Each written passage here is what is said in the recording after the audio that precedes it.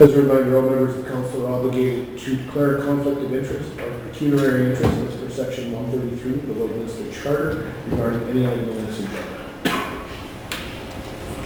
Moving to agenda item number 2, the approval of this agenda. I look to council for direction. Councilor Buckingham. The agenda dated July 3rd, 2019 be approved. Seconder, Councilor Thorson. Any further questions or comments? Not seeing any. All in favor? Opposed? Carried. Moving on to item number 3, City Manager. Good morning, Worship and Council. To present item number 3.1, mechanical wastewater treatment facility. I'll ask Terry Bird to come forward and present.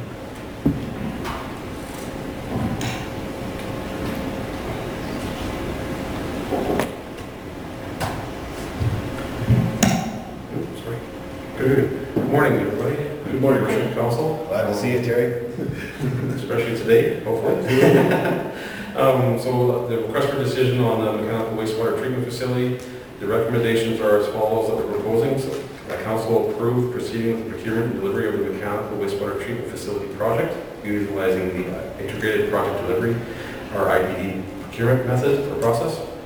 That council's recommendation to proceed with a competitive process in selecting the general contractor through the qualifications-based selection, or QBS procurement method, for the design and construction of the facility. That council approved a maximum project cost of $81.5 million for the construction of the mechanical wastewater treatment facility. So the main issue, as we've been talking about for multiple years, of course, is our current lagoon system not meeting the current regulations, and that's pretty much a good highlight of that. Saskatchewan Water Security Agency, Environment Canada, of course, have given us some directives and guidelines to be in compliance by December 31st, 2020. Some immediate more background. So back in early January of 2018, council approved the use of the IPD method to use as the method to build, design, and deliver a new wastewater treatment facility that will treat the city's effluent and will meet or exceed the guidelines and regulations established by both Environment Canada and SWASA. Work has progressed since then with administration and the city's own engineer, ISL Engineering and Land Services.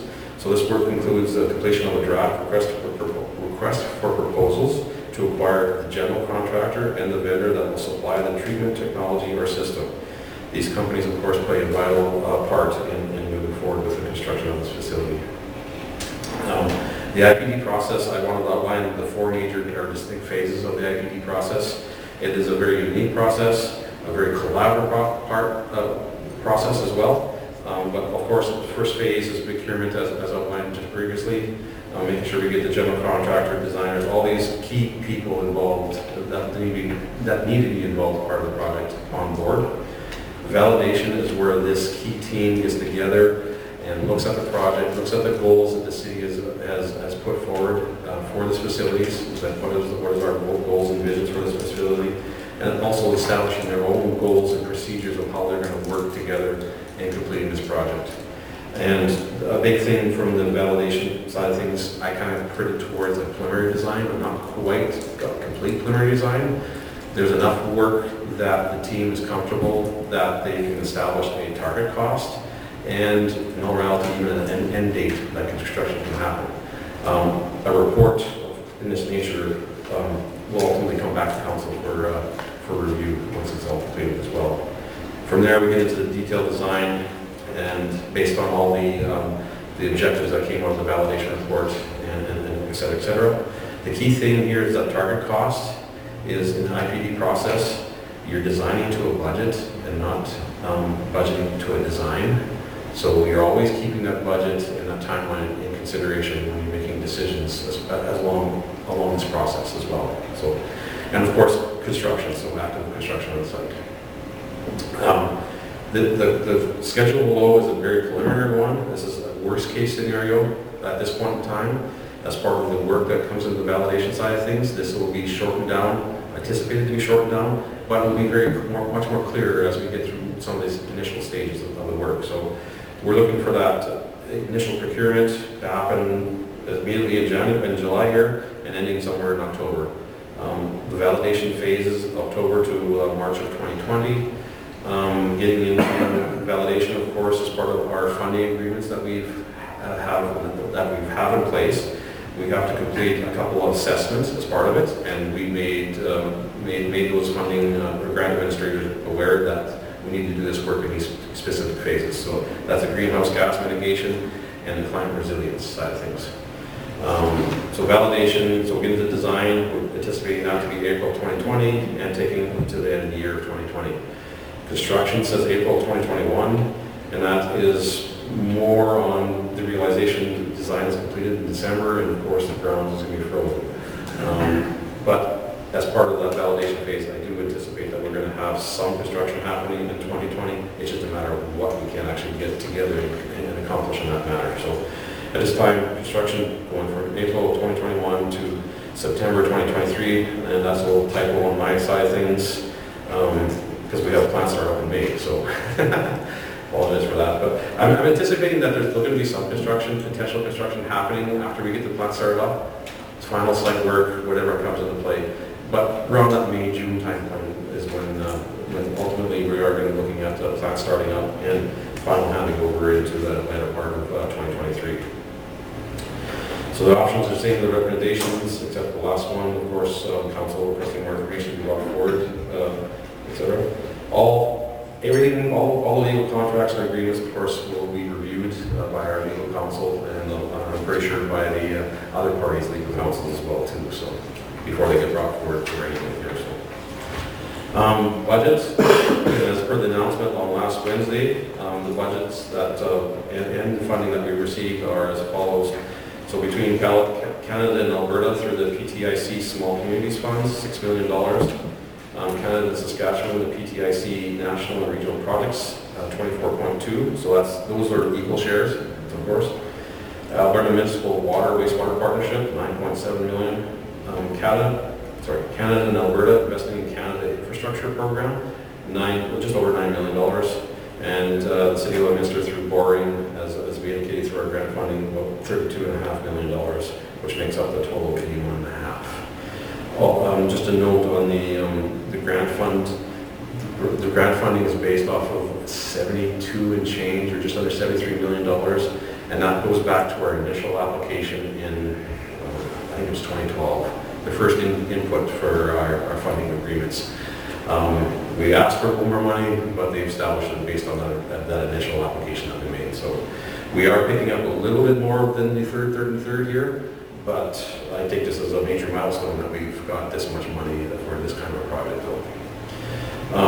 In this year's budget, we have $9 million that has been allocated. We anticipated doing a little bit more work. I don't think we're going to get $9 million out of this year, but we will be budgeting based on what we project for the next few years. So every budget coming forward will have that expectation of cost and stuff like that too. So, environmental conditions. So those all just relate to all the regulations and the fines that could come out of that if we don't comply.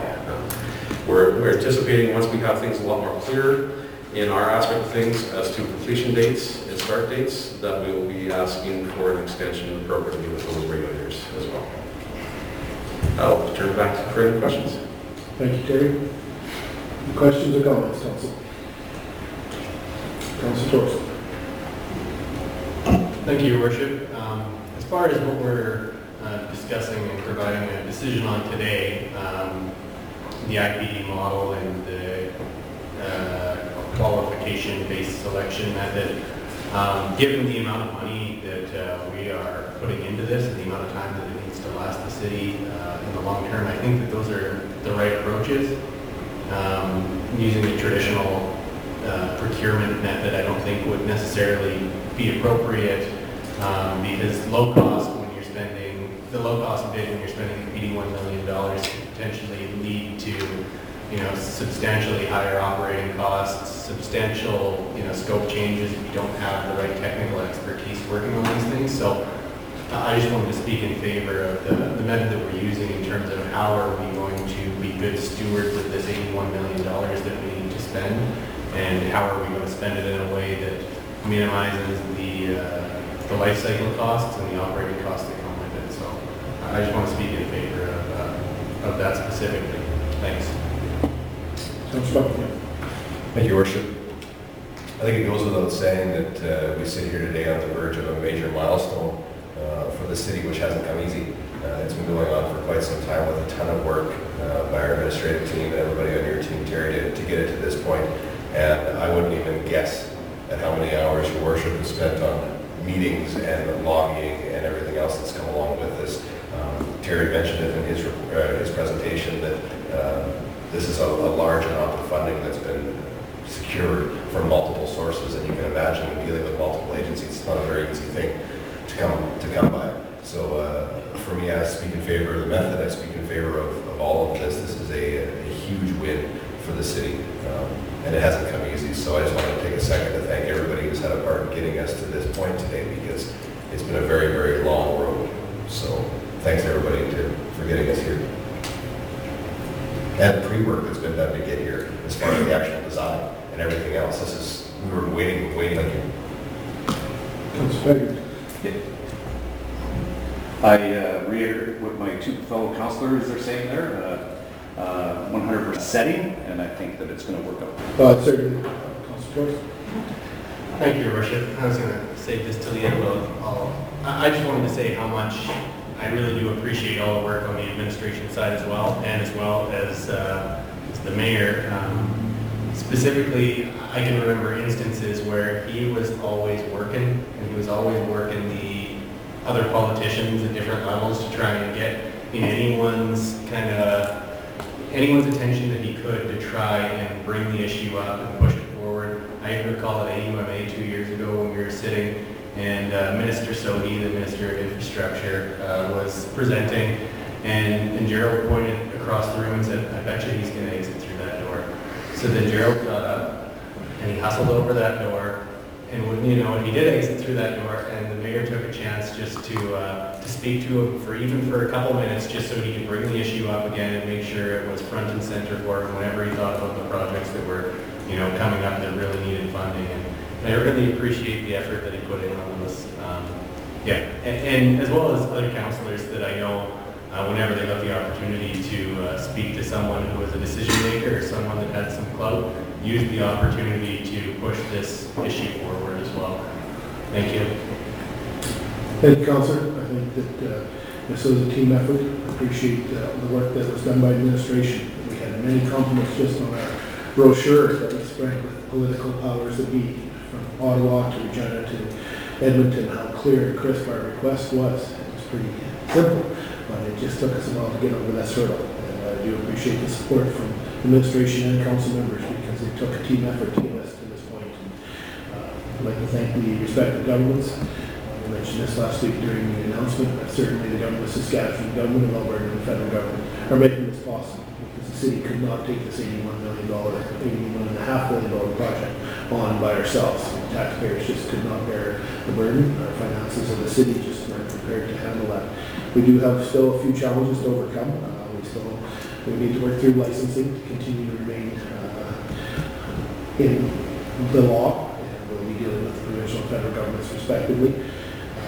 Terry, just one or two questions that have been asked from the public. Can the city finance this as we go through? Because I'm sure it's going to take a little while for grant money to come through, and if you want to direct it to the CFO, how will we deal with that money? Because we don't have all that kind of money kicking around. So I'll look to administration.